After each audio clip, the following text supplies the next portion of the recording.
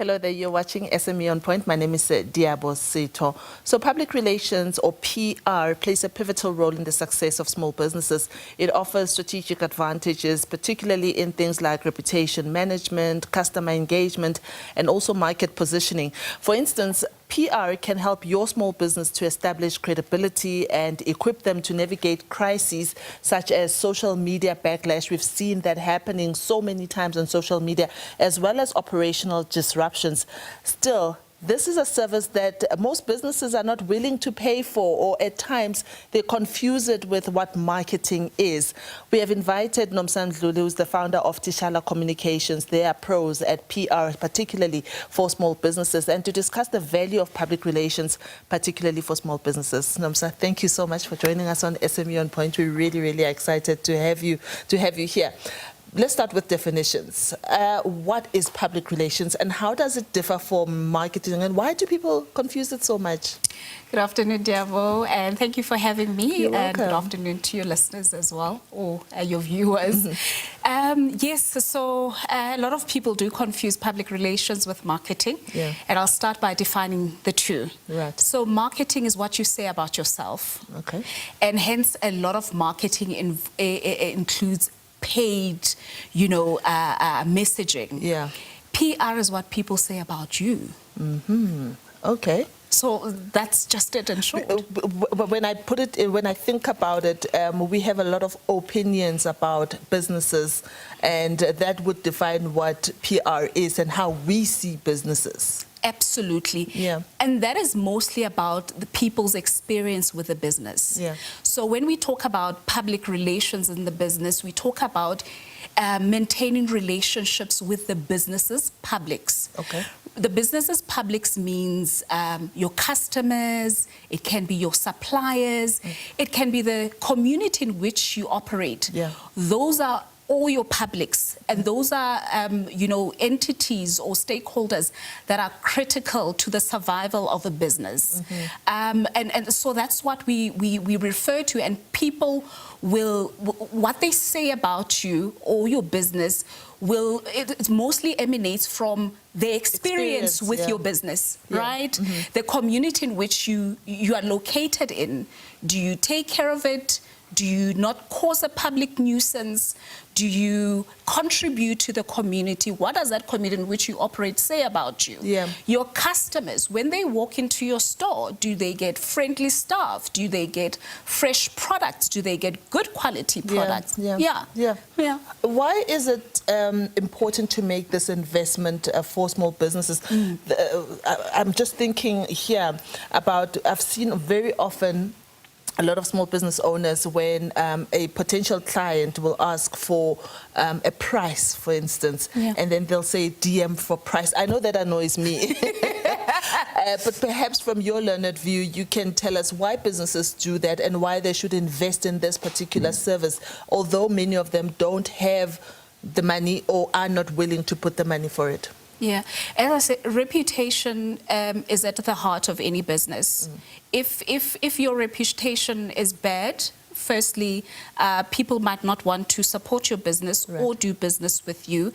Secondly, PR also forms part of communicating to your public, right? And that's the core of also public relations, crafting the relevant messaging, ensuring timely messaging as well with your stakeholders, with your customers. Let's say, give us an example. Let's say, for example, there's a product that is out of stock, maybe due to supply issues. Right. Communicating with your clients would be a good thing. That is PR. And proactively so. Don't wait for them. Don't wait for them. Proactively so. When people do complain on social media about maybe your product, about your certain experiences with your business, how you communicate with them, even on that platform, that's public relations. Right. So you're building a relationship with that public, and sometimes there are problems. But how you handle the problem can either enhance the relationship or cause that person to then go and seek I've business seen a lot elsewhere. of businesses that have gone out of business purely on social media backlash, Yeah. because now we as customers now have we have the channels to go complain, Yeah. right?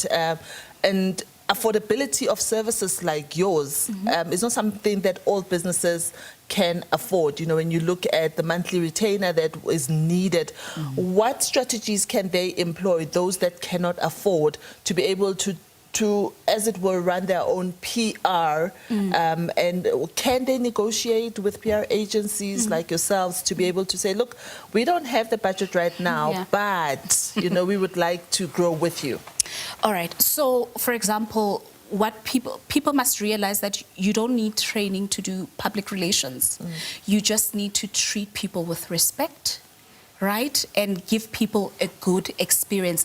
That's the starting point. Right. So enhance the environment in which you do your business, enhance the way in which you do your business, in which you do your customers. Now, I know that communication is not everybody's strength, and that's how sometimes we as public relations, you know, practitioners will then come on board, be brought on board for businesses. Yeah. Now, we understand that there are some businesses that are cash-strapped. So what you find with public relations companies at times is that they can offer ad hoc services, such as press release writing, for example, or offer even media training to your staff, communication training, so that for cash-strapped businesses, they then can equip their staff, they can equip their leadership to be able to communicate wisely with stakeholders. One of the advantages, right, of having PR is the issue of collaboration and also being able to reach funders, because if you know your strategy is well put, if you are visible enough, you know, you are able to get funders, and this is very critical at a time where small businesses are complaining about lack of funding. How can one navigate this? How do I even start to say, I want to position myself strategically so that the funders, when they look at me, they see someone that they can fund. The collaborators, when they look at me, they look at someone that they are willing to work with. Yes. I love that question. A lot of funders these days don't want people with a begging bowl. They want people who are already doing something and they have plans of expansion, or you know, they just want to improve their service offering. So what I normally tell businesses is, tell your story. And don't brag about, I mean, don't hold back about bragging about your successes. For example, utilize social media. Utilize visual media to tell your story, to tell the initiatives that you are embarking on. Let's say, for example, in the case of an NGO, showcase your work so that when you go to a potential donor, you can say, listen, we are also visible online. You can see some of the initiatives that we're doing, some of the community projects that we're doing. So there are a lot of platforms.